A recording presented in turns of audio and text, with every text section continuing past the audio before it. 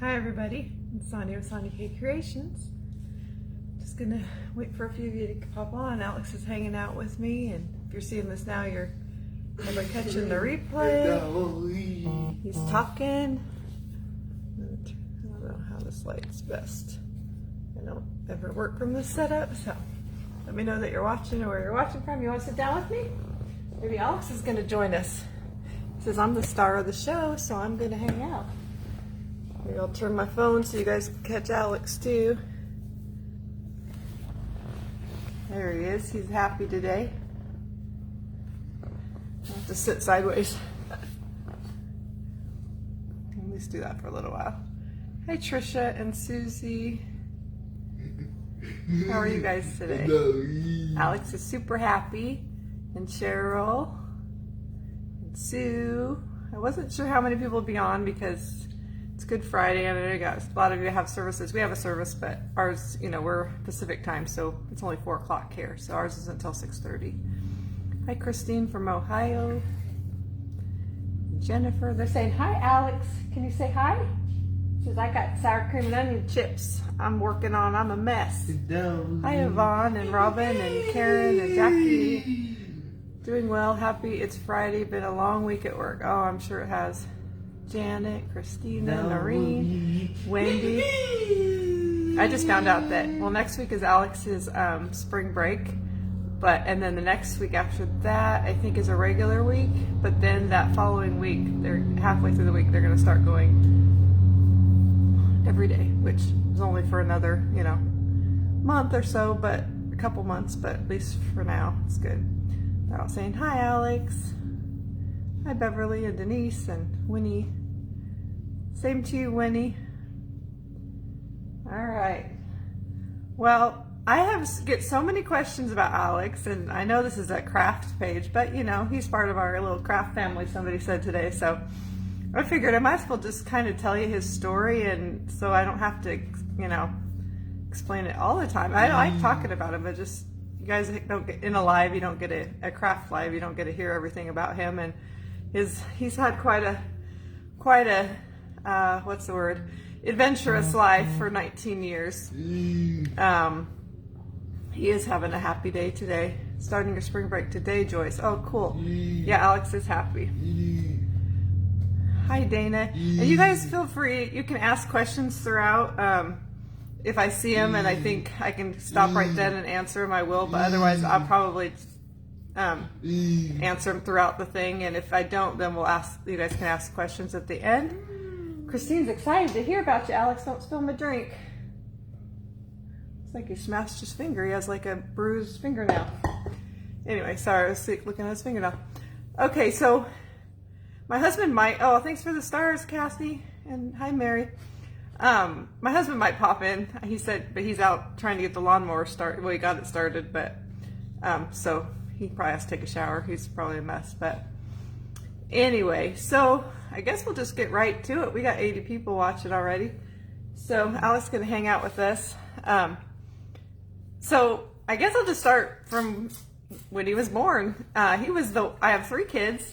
I have a daughter who's 25 and my son is 21, and my daughter's a nurse. And my son is in the Navy, Christian and Connor. And they were the only, they were just normal births and everything, and totally normal. And then Alex, he was, when he was born, he was the only one that I knew he was a boy. The other 2, I was surprised at birth. So I was excited to have another boy, and he came out and he was fine. They didn't think there was anything wrong with him. The cord was wrapped around his neck and he was purple, but he pinked up really quickly. So there was no really problems. And I always say this, it sounds really mean because I'm his mother, but he was not a very cute newborn. My other 2 were chunky and fat and cute, and he was not cute.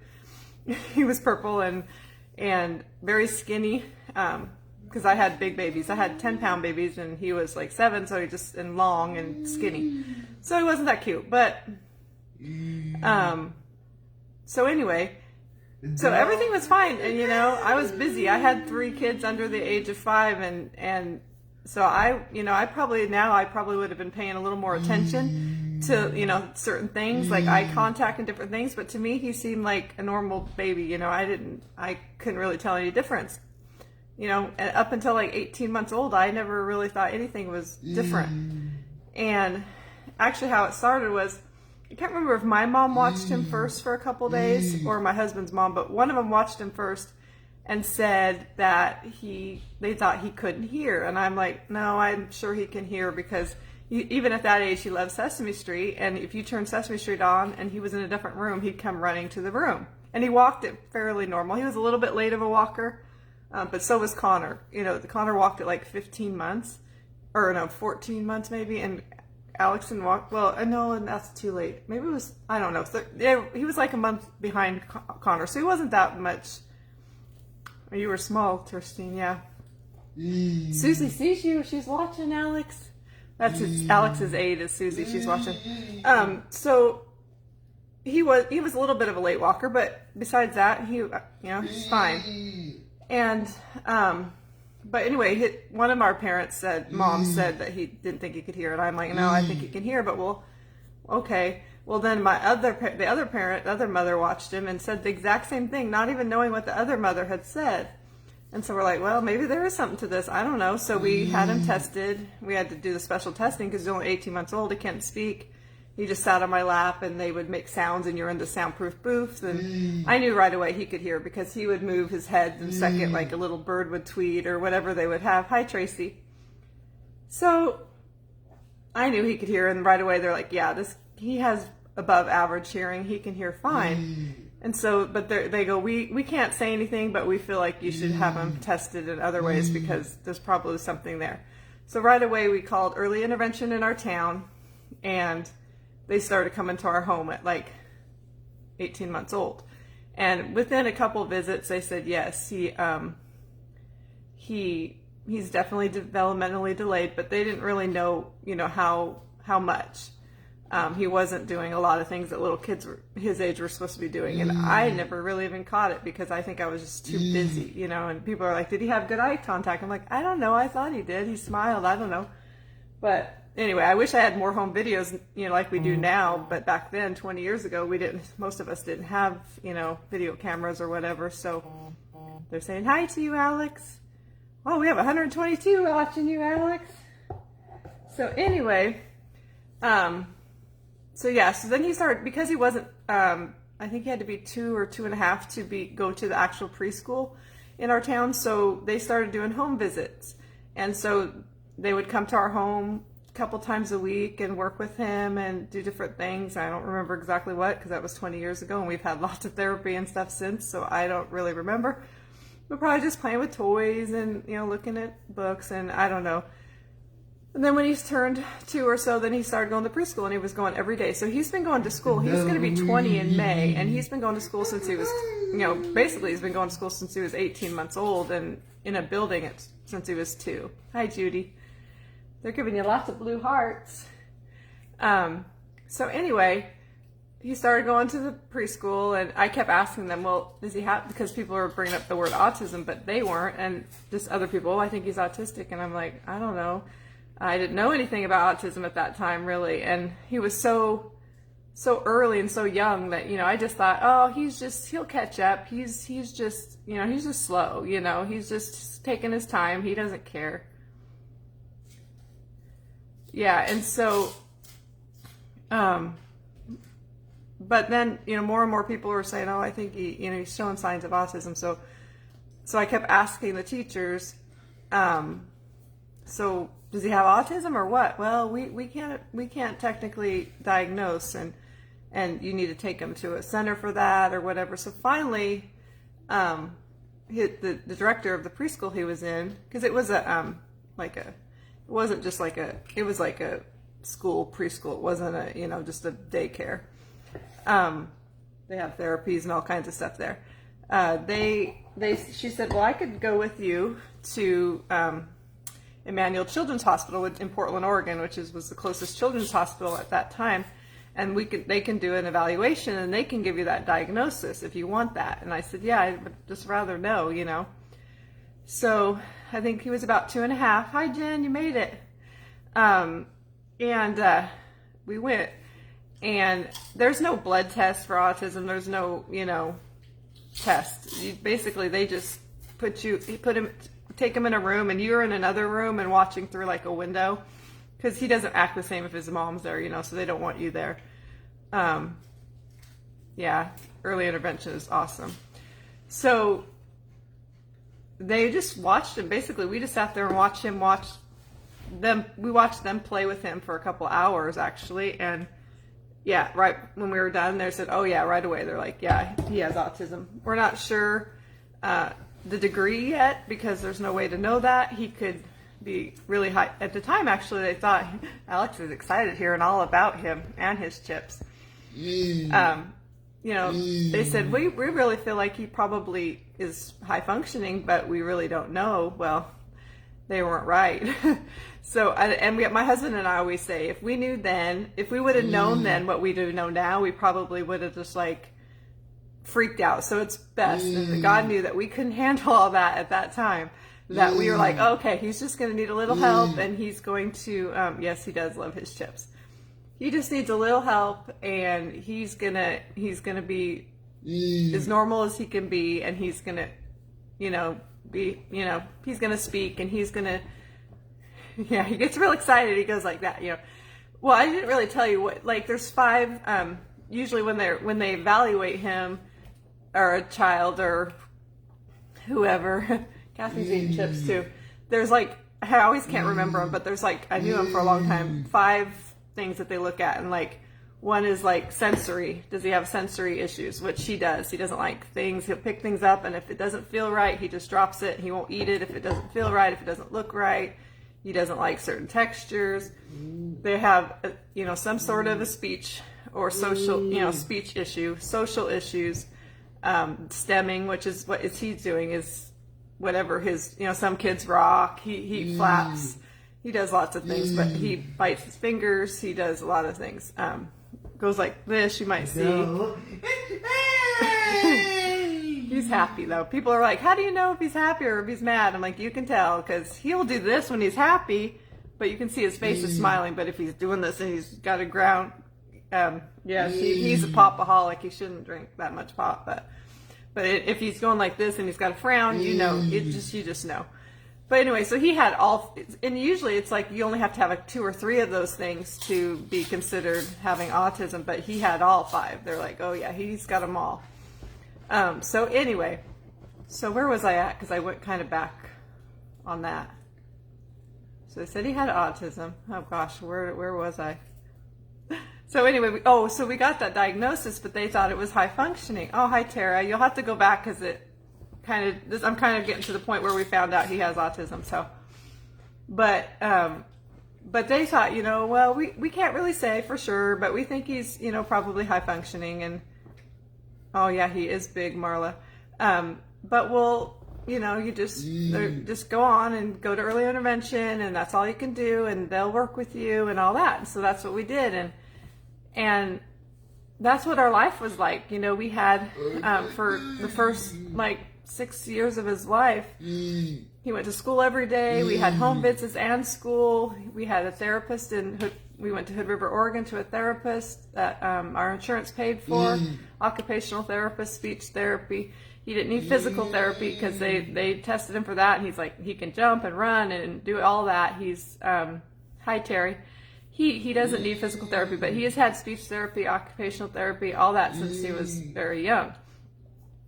So, and at that time, our life was nothing like it is now. It was difficult. He was very angry all the time.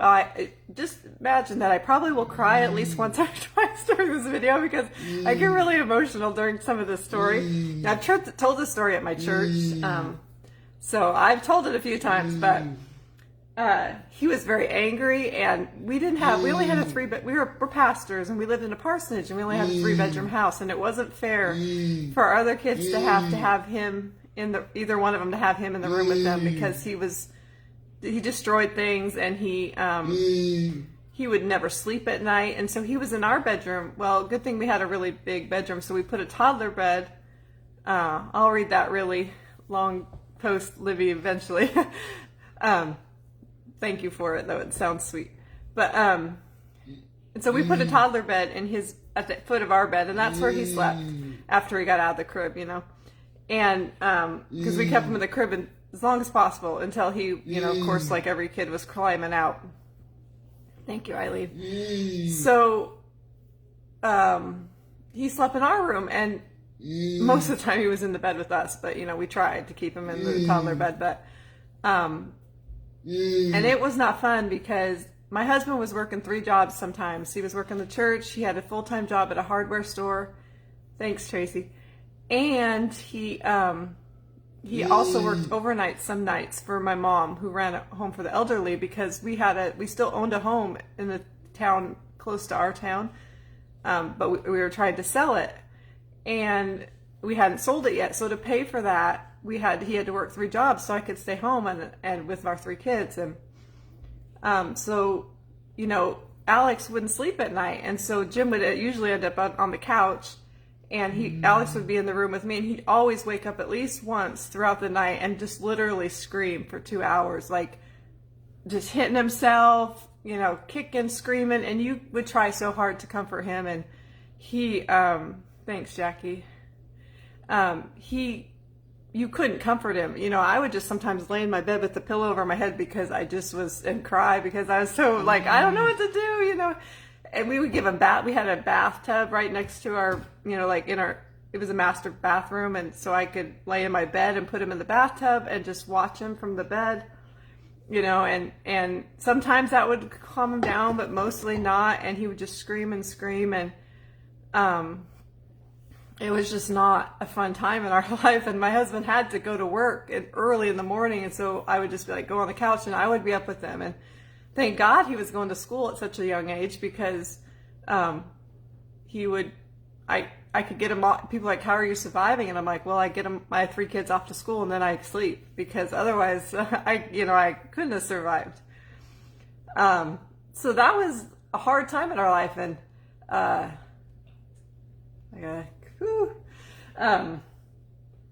but then that was like literally from like 2 years. I mean, from the time he was a toddler, even before we knew he had autism, he was kind of like angry at times, until like almost 6 or 7. I always forget when the seizures started. Well, one night my husband or Alex had woke up. Would he be in pain? I don't know. We don't know. He's never spoke, so we've never knew. I don't think he was in pain. I just think he was angry, and I don't know. We don't know why. So one night, instead of sending my husband to the couch, I said, well, you just stay in the bedroom. I'll just take Alex out in the living room, and I'll just lay on the couch and watch TV, and he can run around, because he was happier if he could just get out of that room and run around. And so I was laying on the couch, and he was kind of running around, throwing a fit. And then he laid down on the floor, right next to the bed, or the couch, right in front, kind of laying in front, like he was touching the couch, but just laying on the floor. And I thought, oh, good, he's going to fall asleep, on the floor. And then I'm kind of drifting in and out of sleep, but all of a sudden I feel the couch is shaking, and I'm thinking we had a cat, and I thought the cat was clawing on the couch. Thank you, guys. And so I went to swat at the cat, stop, stop. And I looked down, and it was kind of dark in there, but I'm like, what is going on? And Alex was he was on his stomach, but his bottom was sticking up in the air, and he was going like this. And I'm like, what in the heck? And so I went and turned the light on, and I'm watching, and then I started screaming, and I'm like, Jim, I think he's having a seizure or convulsions or something. I don't know. And that was the beginning of the next, I don't know, however many years it's been of seizures. And so we called the ambulance. They came, and we literally lived right next door to the hospital, and they brought him up there, and they checked him out, and they said, oh, we think it's just a febrile seizure, which has he had fevers recently? A lot of kids have that. I said, no, I don't think so, but okay. So they sent us home, and that was fine. Well, it wasn't more than a couple weeks later, he had another one. Or maybe not even that long. I can't remember how long it was. And so we took him up. That time we didn't call the ambulance. We lived next to the place, so we just drove him up there real quick. And they're like, okay, well, it was a small little hospital. They're like, well, this probably is not a febrile seizure since he's had more than one. I thought I said we had 300. It was 300 stars. 191, holy cow. Alex, they're interested in you, especially because you're sitting here with us. How sweet is that? So anyway, so they said, okay, well, we're going to call Dornbeckers Children's Hospital, which is another children's hospital in Portland, and we're going to set up an appointment for you with a neurologist. But they couldn't get us in for 2 or 3 months, and I'm like, okay, well, whatever. And they sent me home with what, if you guys deal with seizures, it's called Depakote or Diastat, which is a rescue medication, and you give it through, I don't know what, rectally, that's the word, and it's like Valium. And so, but they told, I don't know anything about seizures. I am like totally new to seizures, and so never even been around people with seizures. And so they told me, don't give it to him unless the seizures are over 5 minutes long, or they're less than 20 minutes apart. And I'm like, okay, well, most of his seizures, well, the couple that he had were like a minute or two, they weren't long enough to give him that. So we're like, okay, so we went home, and I don't remember when that was, but then we always remember when the big event happened, and it was like Valentine's weekend, because we're the pastors and we were in charge of Valentine's banquet. And he started having, my husband's giving me notes on what I should talk about. Okay. So he started having seizures. And so, I guess he had a few, and we're like, okay, well, they're not as long as, Donna Ross watching us. They're not as long as, they say to give them. They're like a minute or two, and they're not 20 minutes apart, but they're like an hour apart, 45. He was starting to have them a lot in a day, but we're just trying to do what the doctor said. And so that kind of went on through, I think the Valentine banquet was supposed to be Saturday, so that must have started like Thursday or Friday. And he started having a lot, so then we started, and he wasn't really waking up. He would have a seizure. He was breathing, but he would just have a seizure. And seizures really, I didn't tell you that, but like when he would have a seizure at first, it would knock him out for 8-10 hours. Like he would just sleep. He wouldn't have more seizures, but it would just knock him out, Well, this time it would knock him out, and then before he woke up again, he'd have another seizure. And so then we started calling our local hospital. I'm like, oh, he's okay. You got your appointment, just if it gets longer than a certain amount. Yeah, I'm going to post it, Tammy. If it gets longer than the, 5-minute seizure, or, less than 20 minutes apart, then give him the rescue medication. Otherwise, don't worry about it, or whatever. So we're just doing what they say. But it's getting bad. Like, he's not moving. I mean, he's just like, he's breathing, but he's not really opening his eyes much. He's having seizures every 40 minutes. Then they even getting a little closer, but not 20 minutes apart. And so I was starting to get a little scared, I'm just like, I'm trying to do what the doctors say, but then we started calling all these hospitals around, and they won't see us unless we have a referral from our doctor, but our doctor is not wanting us to, and I don't even remember who the doctor was. It was just an emergency room doctor. We even called Dornbeckers and told them, he's not waking up. He's having grand mals over and over, and it got to the point where it was Sunday, and then my husband had to go to the Valentine's banquet by himself because there was just no way I could go.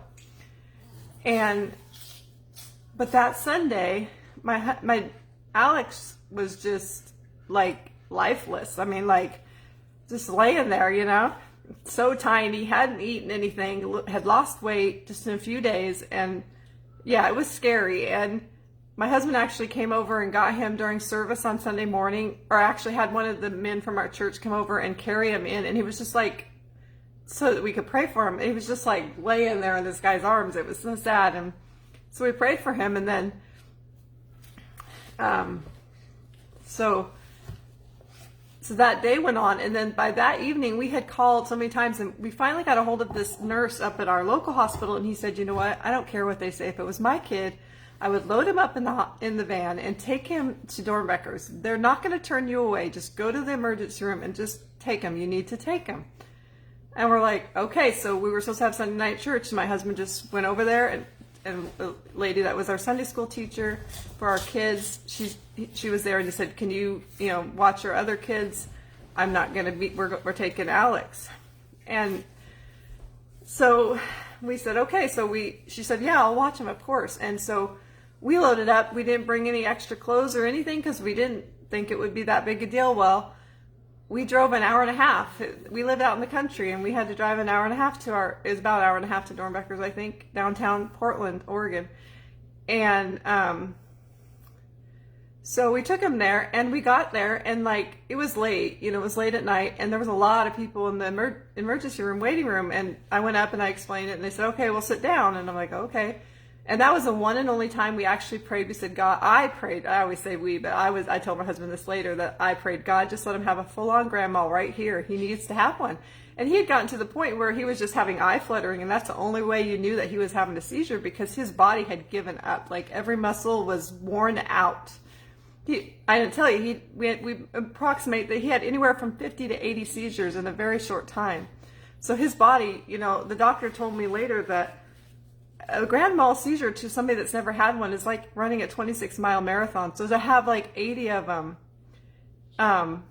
in a very short time, or 60, 80, we don't know, it's a lot. His body was done, and so, but I prayed, God, just let him have a full-on grand mal where he's full-on shaking and everything. And he did, and right there in the waiting room, but they didn't see him, but other people were seeing him, and they're like looking at us like, oh my God, what's going on? And I went up to the front, and I just like kind of really calmly said, my son's having a grand mal. Should we do?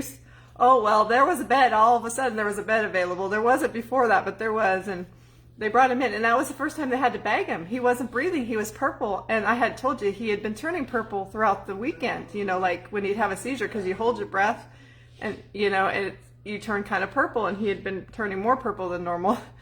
And I'm like, yeah, he was about 6 or 7. I always forget. But he was tiny. He's always been super tiny, so he was a little guy. So they're like, he's turning purple, and I said, yeah, I know. I've told 100 doctors that this weekend, and nobody cared, and so we just brought him, and they're like, well, how did he get here, and where do you live? And I told them, they're like, you drove him that far? And I'm like, yeah. And, and I didn't tell you, the nurse told us before we left, give him that rescue medication, whether it's been long enough seizures or not, just give it to him so it'll hold him off when you're driving. Well, we gave it to him, and he still was having seizures the whole way in. But we told him, yeah, we gave him the rescue medication, and we drove. And they're like, that kid should not even have been, ambulanced here. He should have been life flighted here. He's, oh, God, I get teary. So that night was really difficult. Yeah. We almost lost him many times throughout that night. And finally, after having to basically resuscitate him quite a few times, they said he needs to be on a ventilator. And I said, okay. And that was the first time I'd slept in days, because I knew he was going to be okay. So they put him on a ventilator. Well, I knew at least he would breathe, He would be able to breathe. And I wouldn't have to worry about that. And my husband had they had admitted us to by that point we were admitted to the PICU, the Pediatric Intensive Care Unit. And so we were upstairs, and my husband went down to the car to get something. It's okay. It's a happy ending, but it was just hard at that time.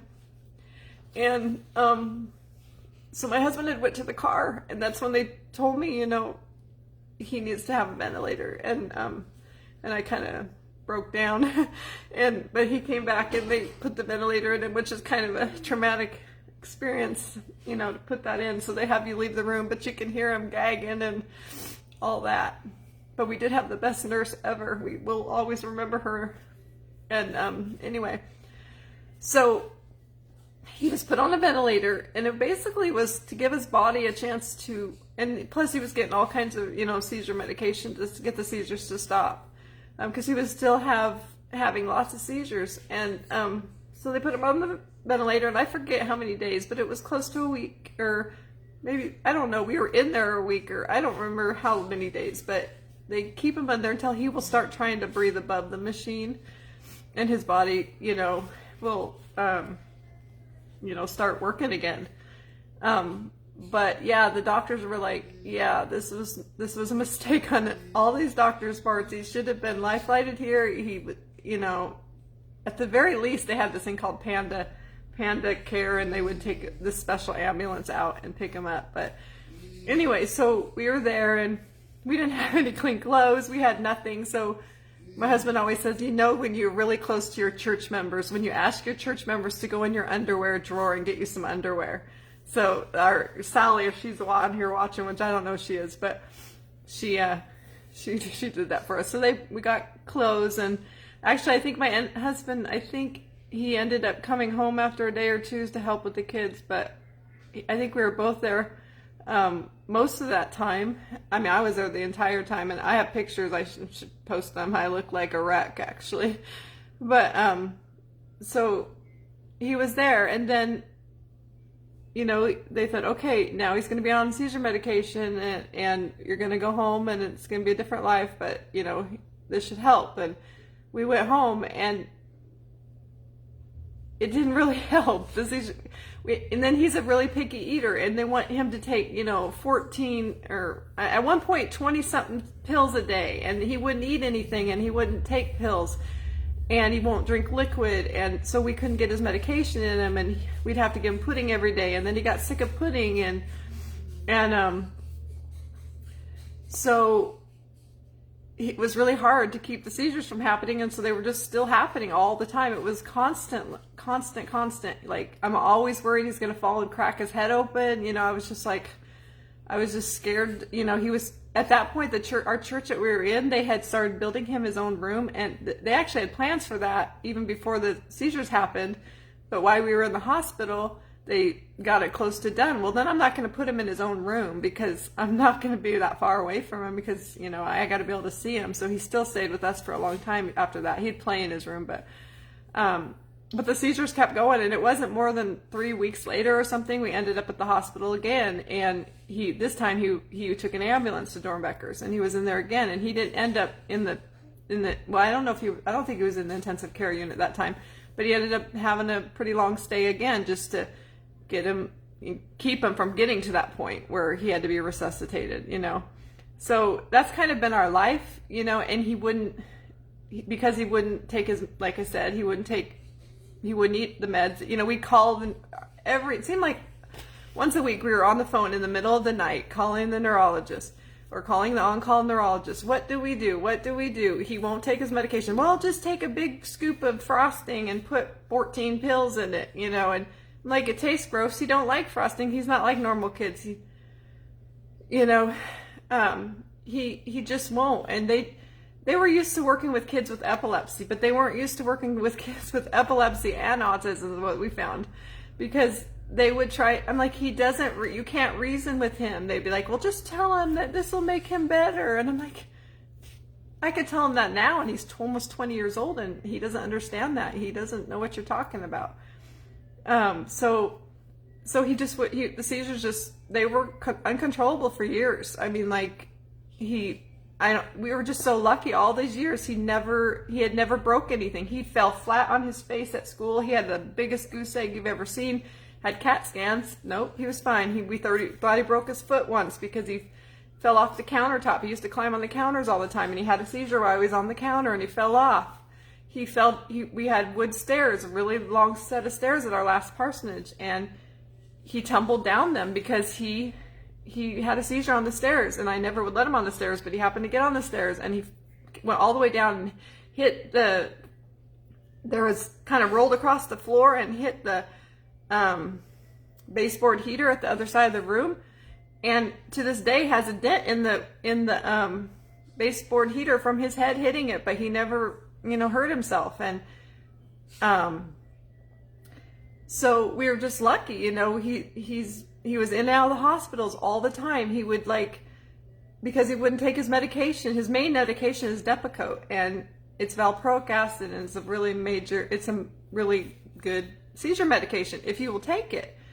But he wouldn't take it, so we'd have to take him to the hospital, and then they would put him on, an IV for a while just to give it to him through an IV, and then to, get his valproic levels up. And it was just on and on. It just would never stop. We were always in the hospital. And So that went on. And one time we were at the emergency room, I think maybe we were living in a little town called Harrington at this point, so we'd always go to Spokane Children's Hospital.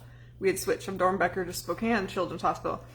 Well, I think it was there, an emergency room nurse said, or doctor said, I was looking through his charts, and he's had a time, and what would you think about him getting a G-tube? And I said, well, what's that? And they said, well, it's a tube they put in his stomach, and normally it's for to feed him, but he wasn't having a problem eating, well, as long as something he liked. But we could give his medication through the tube. And I said, oh, that sounds awesome to me. So we talked to our neurologist, and he just wasn't up for that at that time. And I just was kind of like, I wasn't very forward at that time. I probably should have said, no, I want to try it. But he said, no, I don't think that's a good an option. And you guys have so many good comments. I'm going to have fun going back and reading them all.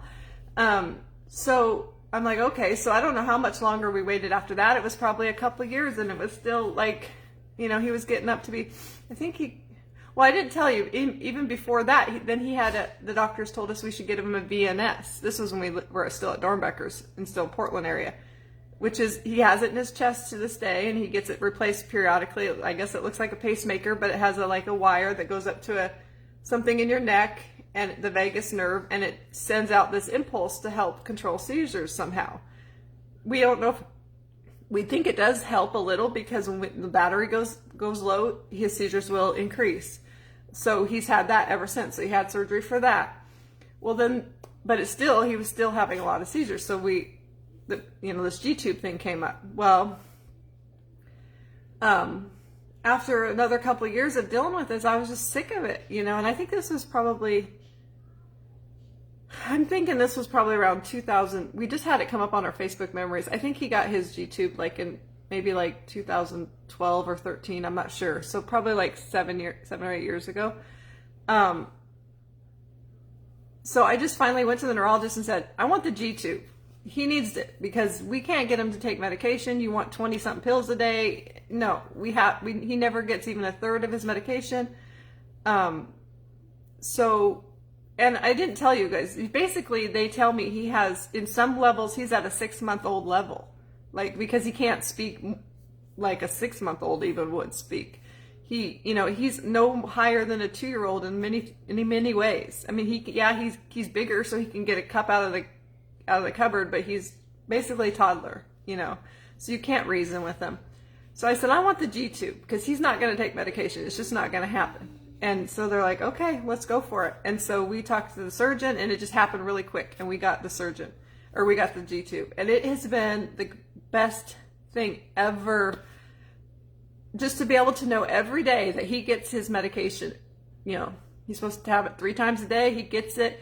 He's on 3 different pain, and we've been able to try a lot of different medications, because before, if it couldn't be crushed, or it wasn't a sprinkle, which the valproic acid was, he couldn't try it because he wouldn't take it.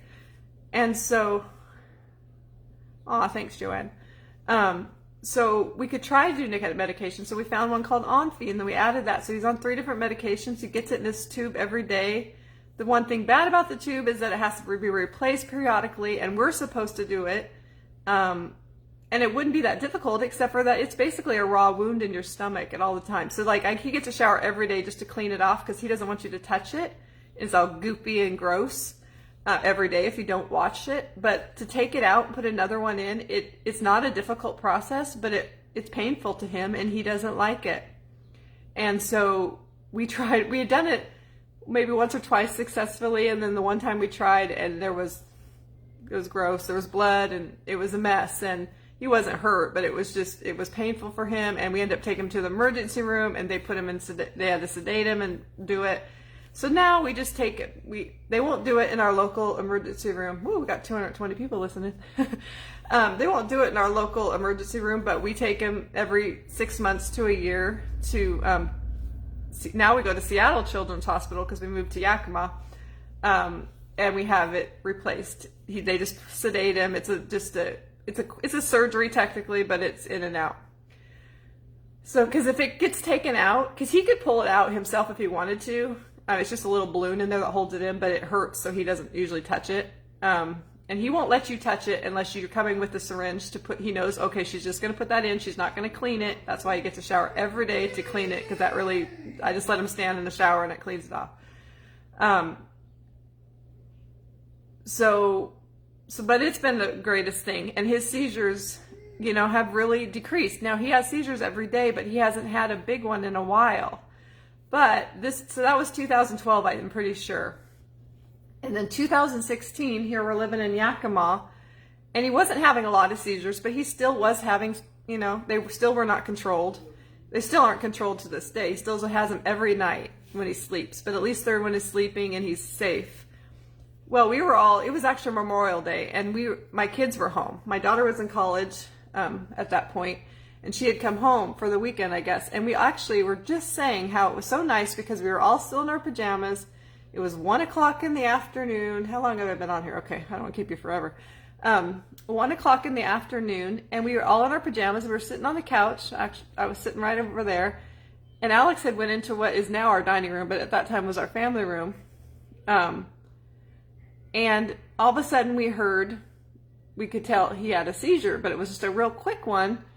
And I heard a thump, and so I went in there not thinking it was going to be, we've gotten to the point where seizures are every day for us. You know, it's not anything big. Like my daughter would have a slumber party, and Alex would have a seizure right in the middle of the slumber party, and all the girls would be like, oh my gosh, she's having a seizure, and Chris was like, oh well, whatever, let's go play. You know, it was just every day for us, so it wasn't, you know, we didn't get really concerned about it, but we heard the thump, so we went in there, and the seizure was already over. It was a really short one. He can have little second seizures to 2 or 3 minute long ones, but he had fallen.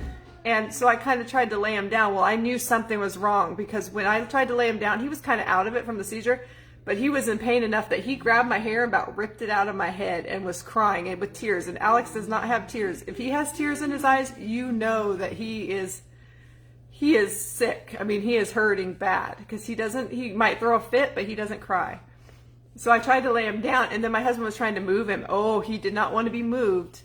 And so we knew, I go, there's something wrong. We got to get our clothes on. So much for laying around for today. And so we put our clothes on, and we tried to lift him to carry him to the car, and he was not happy being moved at all. So we knew that something had happened. So we put him in the car, and he was fine when we were driving. He kind of just slept. And then we got there, we had to put him onto a wheelchair in our local emergency room, and he didn't like that, but then he kind of fell asleep in the waiting room. So we weren't sure what was wrong, and they weren't being that careful with him. They were like, we had to wait in there forever, and then put him on the bed, and then they moved us to the x-ray place, and they kind of just threw him on the table, and then we went back and waited, and then the doctor comes in and said, oh well, no wonder he's hurting. He shattered his hip. I mean, shattered it, not just in one piece, he broke his hip. And they're like, he needs to be life flighted to Seattle to an orthopedic surgeon to have emergency surgery right away. But his seizures are so bad right now, we don't want to put him in an airplane, so we're going to ambulance him. So, long story short, my husband ran home. Alex is in the fridge.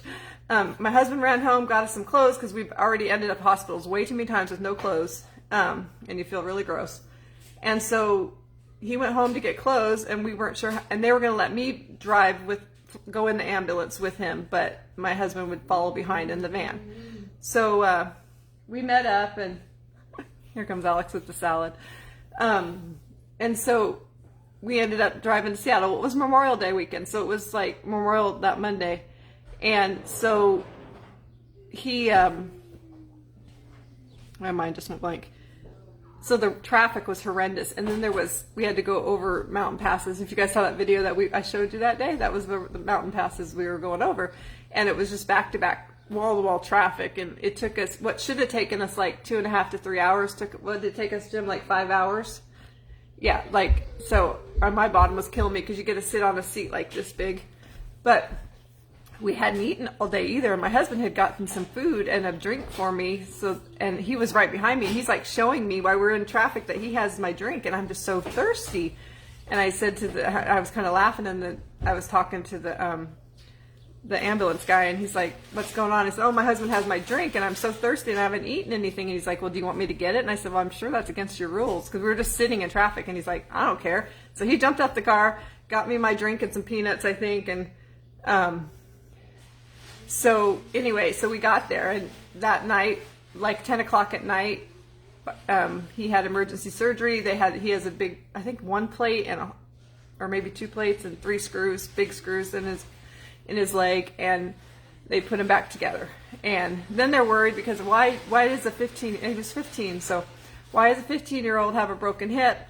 Because they shouldn't, even the seizure fall, he shouldn't, so he had to have bone density tests. His bone density is a little bit worse than others because he's on a lot of medications and stuff, but it wasn't terrible.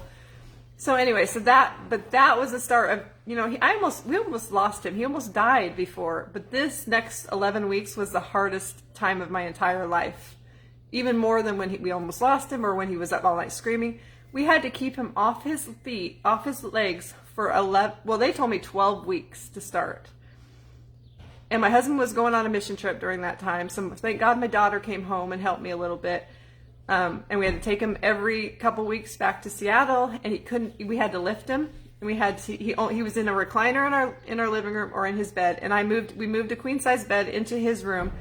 And literally for 11 or 12 weeks, I slept in the bed with him. I was with him 24/7. He was not happy because he wanted to get up. He wasn't in a lot of pain. And he knew that he could walk, but he never stepped foot on that foot for all those weeks. And it was so hard. Then he was starting to revert back to his angriness. He was starting to hit me because he was so frustrated. Like, why can't I get up? I mean, I probably gained 20 pounds because the church decided for 3 months they were going to bring us meals every night. And all I did was lay in a bed and watch Netflix and play with him. And so I finally said after a month or two, I'm like, please don't bring us any more food because he's not eating it and I am. So it was very difficult. We had to, how we moved him, somebody had to get under his armpits and somebody had to get under his knees, and we just lift him into the wheelchair, out of the wheelchair. Good thing he was very light, but it was still more than, you couldn't lift him by yourself. I mean, he's heavier now, so it would be a lot more difficult. But, so that was, I would go back. We would take him into the every 3 weeks or whatever. I don't remember how long it was, and I would just pray, God, please let them tell me he can walk. It healed faster than they think. And I remember one time when I was there with my daughter, because my husband must have been the time he was in on the mission trip. I was crying. I was like, God, they told me no, he's got a lot of more weeks to go, and I'm like, no, I can't do it. I can't. It was just it was hard, but we got through it. And thank God our church, they decided they got to clean my house for me, bring me food. If we didn't have our church, we wouldn't have made it. They came a couple of times. His teacher came one time and she put him in his, he has a stroller, it's kind of like a wheelchair.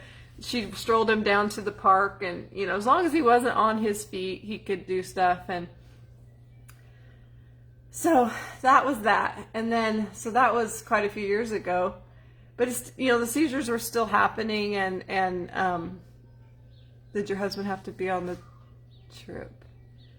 Yeah, I told him to go because he looked forward to it. And, my daughter was willing to help me, and I knew we could handle it. And he's only gone for 6 days. So, but my daughter would always laugh about it because we had to bring him to Seattle one time, for that appointment. And we decided that we were going to go to the mall after the appointment, and we were trying to put him from his stroller. It wasn't so bad to get him from the van seat to the stroller because it's lower, but to get him from the stroller up into the van seat, it's a little higher. Well, we missed. Well, he's just sitting on this. We almost dropped him, sitting on the side of the van, and we can't. He's dead weight, we could not lift him because it was.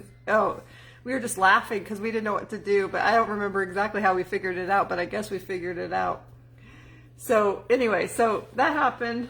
That was the first time he had broke a bone. We couldn't believe that finally, not finally, but after all those falls and everything, he broke a bone. And of course he breaks the biggest bone in his body. And right in the socket of the hip, which I guess is worse or something, you know. So I'm like, come on, Alex, just break an arm or something. But no, he breaks the worst, you know. So, okay, what happens after that? I don't know.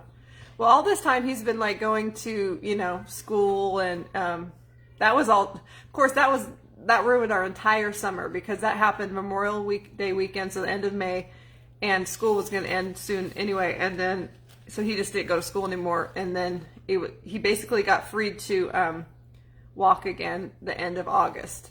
So that we pretty much, and he loves to swim, so that was not good. He was not able to swim or do anything like that. So, okay, so that was the last big event that we've had, because he still had seizures periodically, and we deal with the G-tube and all that. But we've been blessed because his seizures are a lot better. I mean, he went through a period about a year or two ago where or maybe it was more than a year ago, because that was when COVID started, where he wasn't eating and he lost a ton of weight, and he was starting to have a lot more seizures because Carly wasn't well. He had lost like 15 pounds in a very short time, and he was skinny and small to begin with.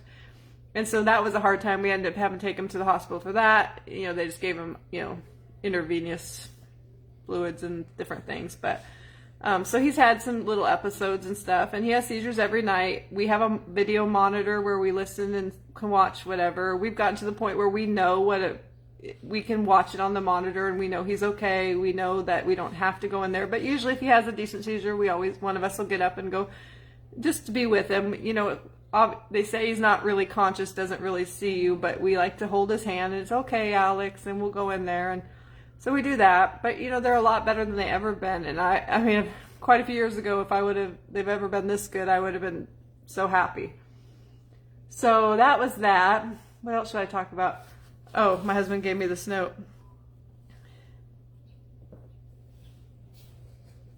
Oh, you know, we always talk about Alex, but, you know, we also are so blessed that our other children, and, you know, they've had to be on the back burner at times, because especially, you know, when the seizure started and when he was really angry before that. So basically his whole life, you know, I've always said I let things slide with my kids because I didn't have the energy that I probably would have not let slide if I wouldn't have had Alex. But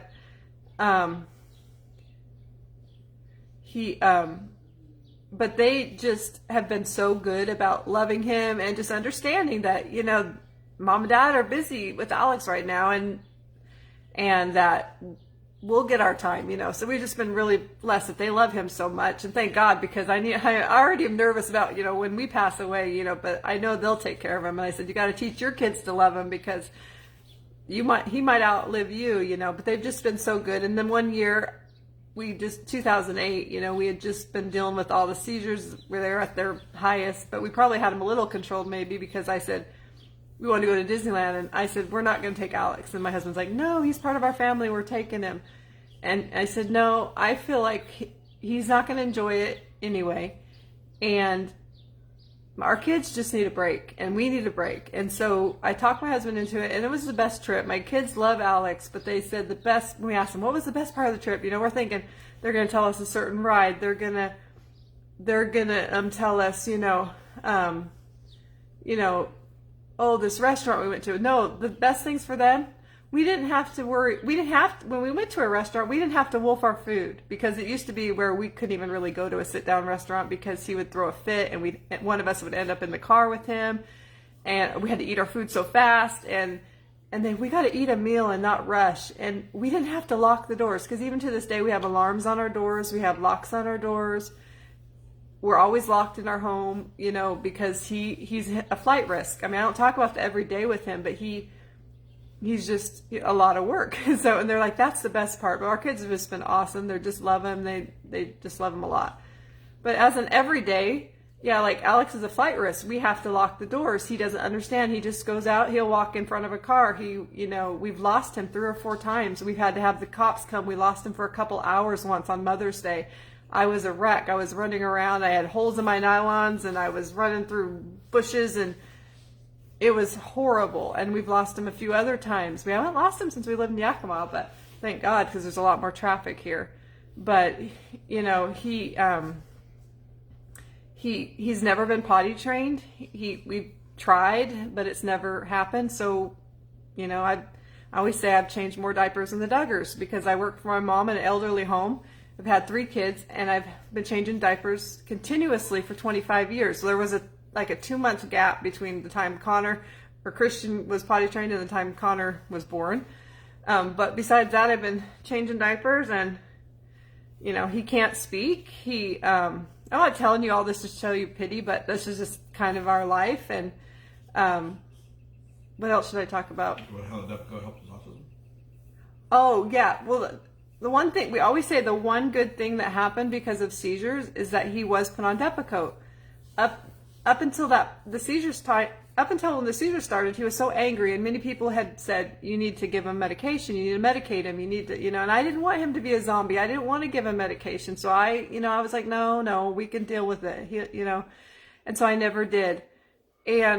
But because he had to have medication, Depakote is also given to people with mental, you know, bipolar, different things, and it mellows them.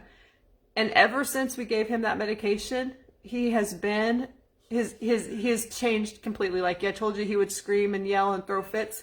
No, he has his moments, but he doesn't throw fits like that. I mean, all I ever asked for when we went to IEP is individualized education plans, meetings at the school for, you know, special needs kids. They'd ask me, what are your goals for him? And I'm like, I don't have big goals, but I just would like to take him somewhere for more than 20 minutes and have him, you know, be able to sit there, not throw a fit, you know. And it didn't happen overnight that he got where he is now, but his anger started going away. He wasn't so upset all the time. He was starting to sleep through the night without throwing a fit. Not all the time, but better. And now if he has a fit once in a while, I'm like, oh my gosh, how did I deal with that every day? Because he's just happier. We always say if the seizure stopped, we'd probably still keep him on Depakote because we didn't be scared to go back to the way it was. So what else? Anything else to talk about? And the school support, and Tammy and Susie. And he's just had so many, you know, we just are so thankful for the schools. You know, he's had so many awesome aides. He's, you know, we had an aide in Harrington where we lived before this. Tammy, she was just awesome with him. She'd come to our home in the summer and work with him. And then he's had an aide here named Susie, and she's just awesome with him. Alex only has 1 more year of school after this year, and she's just like, what am I going to do when Alex isn't here? He's my buddy, you know, and they're just so good to him. And I think sometimes the school they feel like they're not doing enough for us because we just had an IEP meeting yesterday, I guess, Wednesday. And I think they think they're not doing enough for him because they all say the same thing. Alex is a puzzle. They can't figure him out. They don't, you know, they love him. Everybody loves him. But they don't know what to do for him, like to, you know. And I said, you know what? Just letting him go to school and to get, I don't have any of these big, you know, God could heal him tomorrow. I understand that. But I know that unless that happens, this is the way he's going to be. And I've come to that, you know, I'm fine with that. But like teachers, they want, you know, they want to help us, and they want him to be better and, you know, to have a better life. And I'm like, he's happy in his life, and he communicates enough, and we know what he wants. And I'm like, you're doing enough for him, for us. You know, you love him, you take him to school, you let him go interact with the kids at PE and music, and that's good enough for us. So we've been so thankful for the schools. He's been in three different school districts, and they've always been so awesome for him. Our last school district, I saw that Terry from our last town, she asked something about the seizures and his trike, but I don't remember what the question was. I'll have to look in a minute. But our last school, they bought him a trike, and they got a grant or something for him, and it's like a big, huge, like 3-wheeled bicycle, you know, like a tricycle, but it's big. And he didn't know how to do it at first, but they work with him to the point where he knew how to steer, and he would go all over that school on his trike, and they let him take it here to the school where he's at now because it was expensive, but no one else was going to use it at their school. So he has that, and you know, you know, we've just been so blessed. And you know, I always say, I went on a mission trip to Haiti in 2012, and I always, you know, people complain about, you know, our health system and living in America, and I'm like, thank God, Alex wasn't born in Haiti because he wouldn't be here.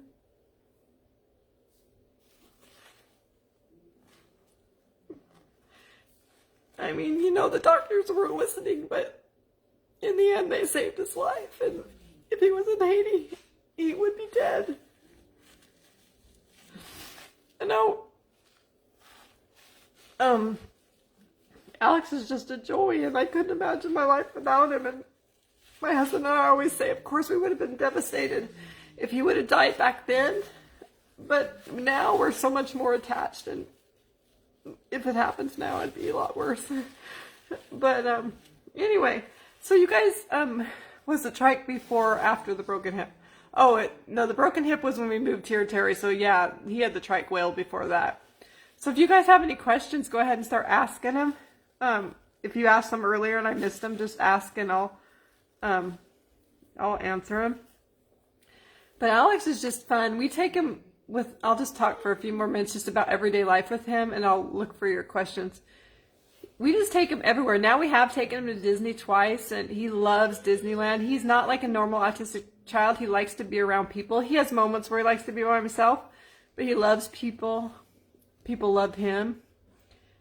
And he just goes everywhere with us. He wants to be in the car.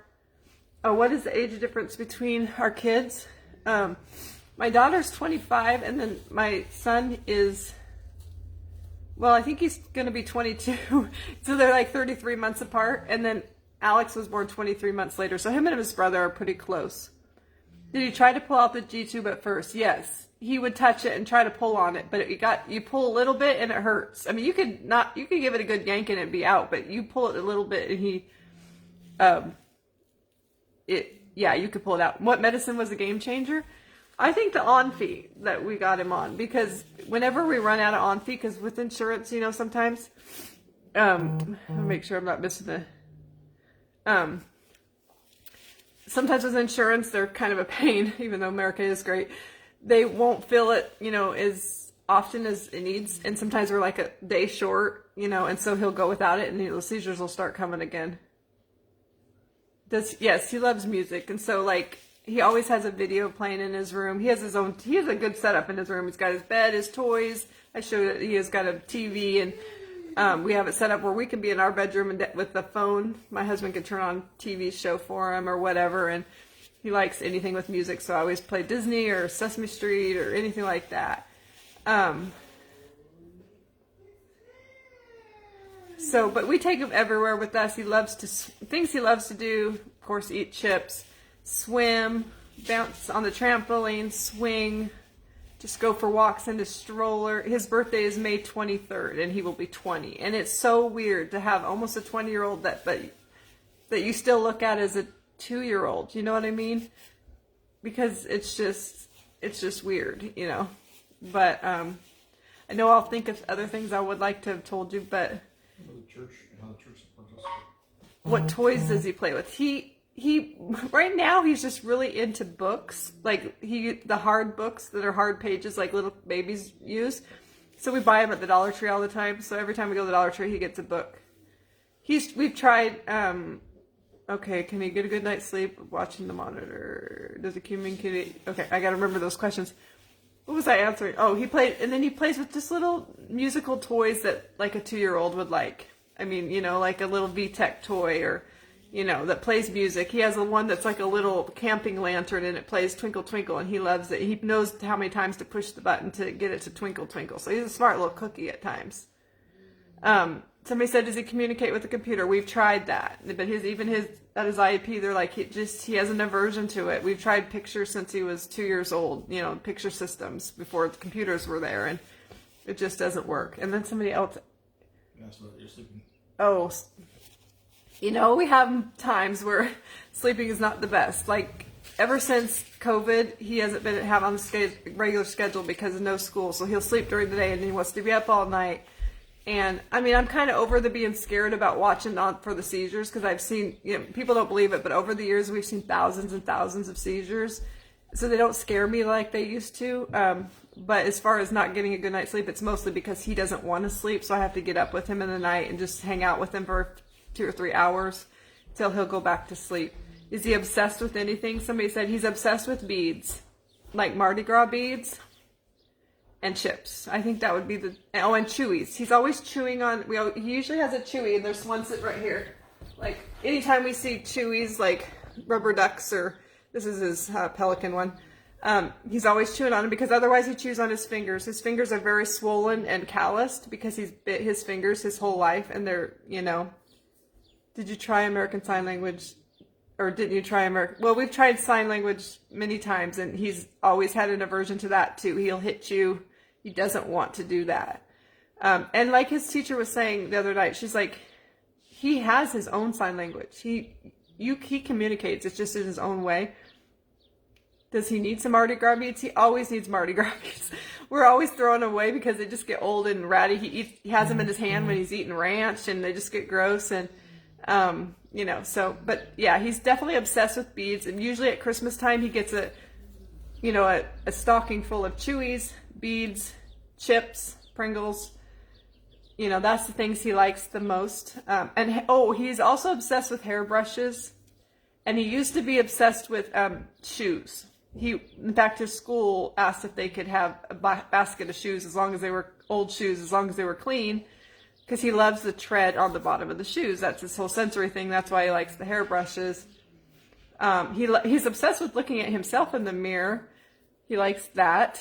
So let's see if I missed any comments.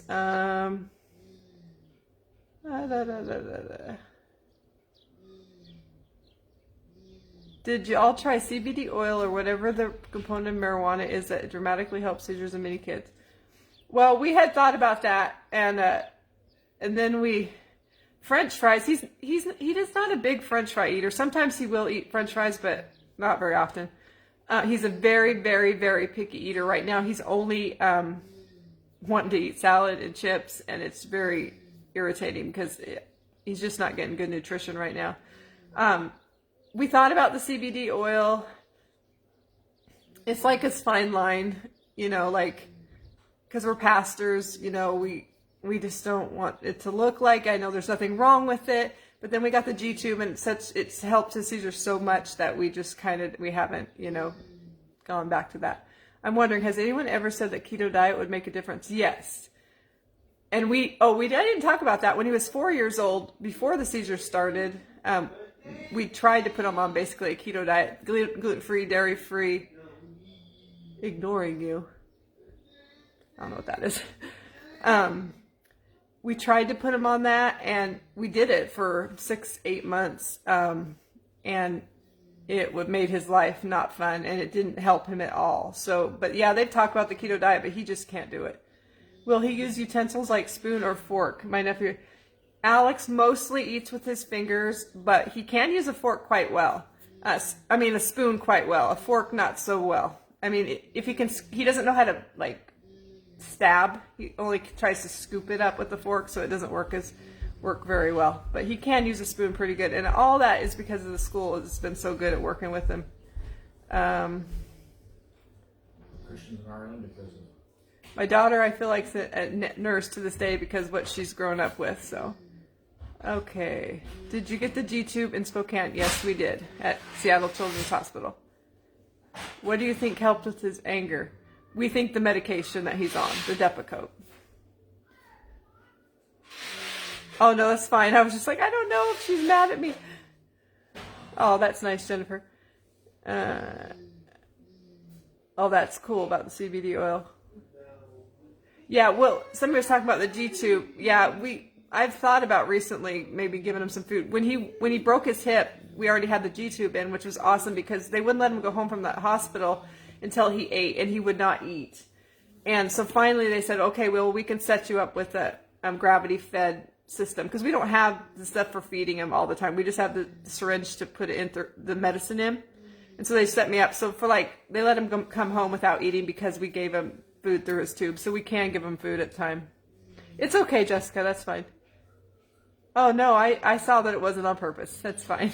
A lot of times when I get angry faces, I just say, oh, that was an accident.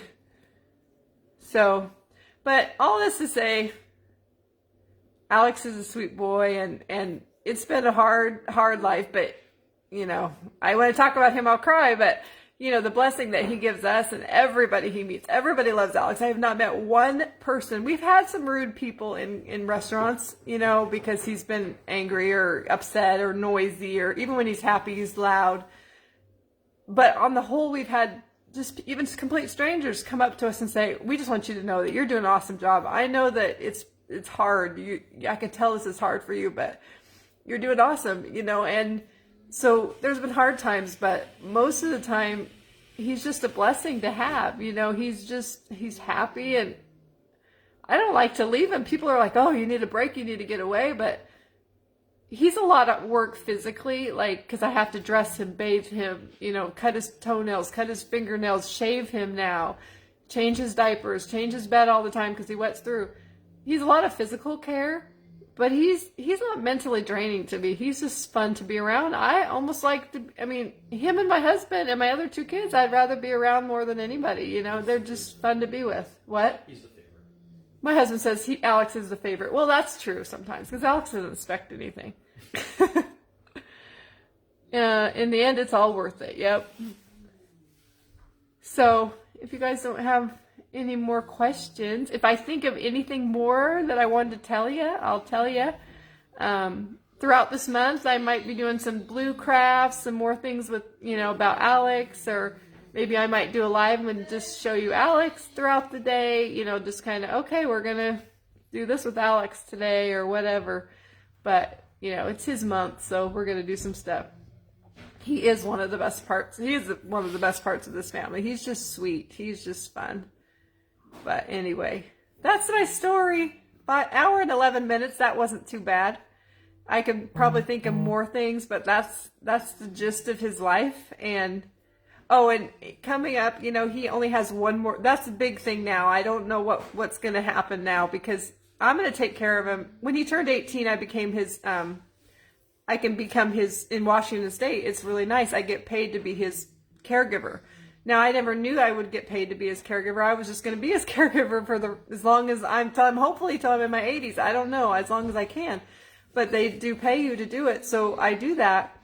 But when he has one more year left in school, and when he's done, then I don't know what's going to happen after that. He will live with us, but he gets bored, and so we're looking into day programs and different things, but most of them are geared towards more high-functioning people. They don't have people to be one-on-one with him, and he has to have a one-on-one aide. He's always had a one-on-one aide at school, and he will just walk out the door. He doesn't understand. And so we're just not really sure what it's going to look like in the future, because we found over this last year of COVID where he hasn't been in school, it's hard, and it does kind of revert to that getting upset, or he gets kind of depressed. You can just see it because he's bored. There's nothing for him to do. He doesn't have a lot of interest, especially in the winter time. So we don't know what, you know, the future looks like, but he will be with us for sure, but we just have to find stuff for him to do, you know. It's been hard because all the swimming pools were closed, and that's what he likes to do. And so anyway, you guys have a happy Easter too, and thank you for all your sweet comments. I didn't catch most of them, but I'm going to go back and read them all, and I will post this. I'll probably post it, and we have a Xander Zoo Ministries page, so look that up, and you can like that. I try to put more pictures of Alex on there. I'm not as active on that page as I am on Sunday K Creations, but we try to put stuff on there periodically. But I'll post this video there and on our page here. So that's kind of, if you have any other questions about autism, just message me, send them to me, ask me, whatever you want. We're pretty transparent. We love talking about our boy. Yes, he does like going to the playground. He likes to swing, so that's really the only thing he likes at the playground. So you guys have a great Easter weekend, and I'm not sure if I'll be live tomorrow. I would like to do one more Easter craft, but I'm having company on Sunday, so I'm not really sure. We'll just see how much I get done in the morning for the dinner and all that. But I will let you guys know tomorrow. You guys have a great day, and thanks for listening. We'll talk to you later. Bye.